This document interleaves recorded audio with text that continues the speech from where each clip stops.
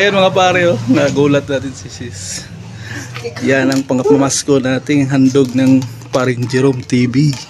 So ayan mga pare. So what's up mga pare? May nabili tayo na dalawang trumpet turutot. So gugulatin natin si sis nito. Gugulatin natin si sis nito mga pare. Tingnan natin anong reaction niya dito mga pare. Ganunin natin sa tainga dito.